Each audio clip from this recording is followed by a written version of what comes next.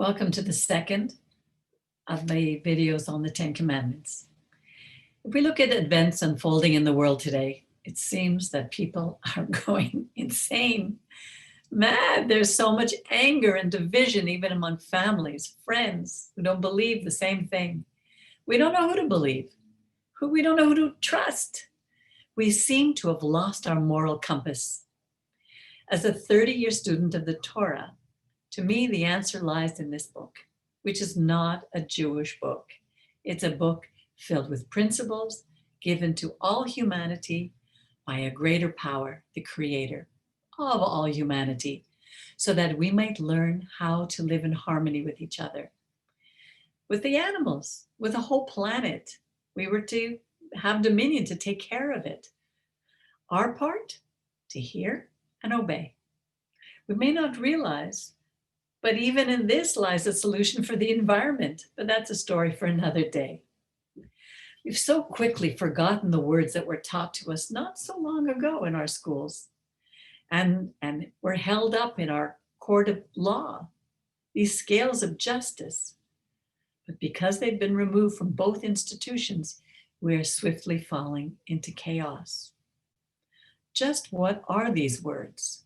Simply put, they are the Ten Commandments. They're not Jewish commandments. They're for everyone. They were, however, given to the ancient Israelites, who were the emissaries, messengers, commissioned by the Creator to bring to the rest of humanity. That's who we are. No better, no worse. We were given a different role from others, and that role still applies today. But because these commandments are largely, by and large, being ignored right now all over the world as I speak, the weakest among us, our children, are crying out for help. Never mind that they're being lied to by people that they are supposed to trust. Worse than that, so many are being raped and abused and murdered. The Torah teaches to take care of those who cannot take care of themselves. Instead, we are being taught that Darwin's survival of the fittest is the truth, even though it's a man-made ideology.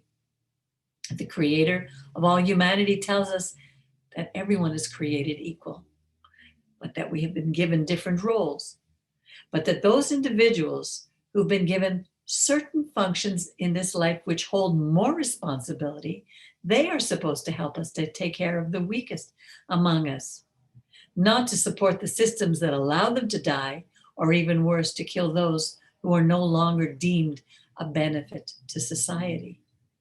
It's not popular to speak about the godly values that I, as a grandmother, would like to teach this younger generation. When I do speak out, I'm mocked and silenced because the words of the Torah are not political, not socially, or even in many cases, not theologically correct. So who will speak up for these little ones who cannot defend themselves? Today we hear slogans like the Great Reset or population control.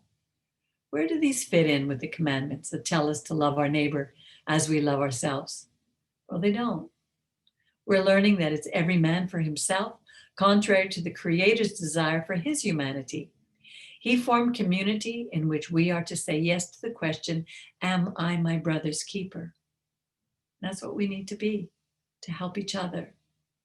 So what can you and I do to turn the tides?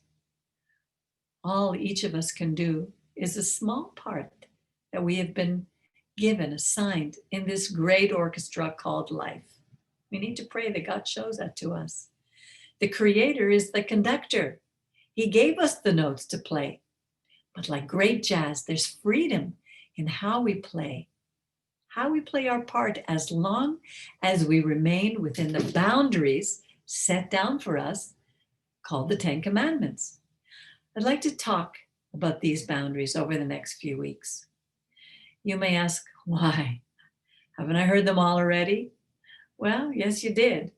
And so did the millions of people who stood at the base of Mount Sinai.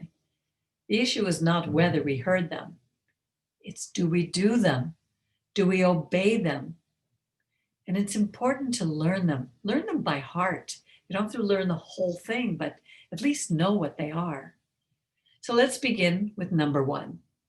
I'm the Lord your God who brought you out of the land of Egypt, out of slavery. You are to have no other gods before me. Why was this first commandment changed to being, you are to have no other gods before me? Why was the first part important enough that someone thought it should be eliminated? Well, in my understanding, it identifies and separates the Creator, the God of Israel, from all other man-made deities. It introduces the one and only God who played and still plays a vital and active role in our history and in our daily lives today. He doesn't want us to be slaves to gods, to systems, to people who demand blind faith from their followers and are in constant need of appeasement. You do such and such for me, and I'll do such and such for you in return. Our Creator doesn't play games with us. He wants us to be free to think. He gave us free will. He doesn't demand perfection in us. There is no hero, no personality in our Torah, in our Bible, who was perfect. They all failed. He knows our strengths. He knows our weaknesses. He didn't give us the 10 commandments that are impossible for us to do, then watch us fail and punish us when we do. No, he loves us as a loving Father who is always ready to forgive us and help us move on when we fail. As long as we are ready and willing to turn back to him. That's the definition of true teshuvah. Acknowledge what we do, not only to him, to ourselves, to others. Make restitution, make it right, and then begin again. He is the God of beginning again. Thanks for listening. Please subscribe to our Kehilat Shear Yashuv channel, and you'll also receive some excellent teaching from the men in our community. We rely on your donations. So if you enjoy what you hear, what you learn, please contribute to this community. Thanks and have a great day, and I'll see you next time.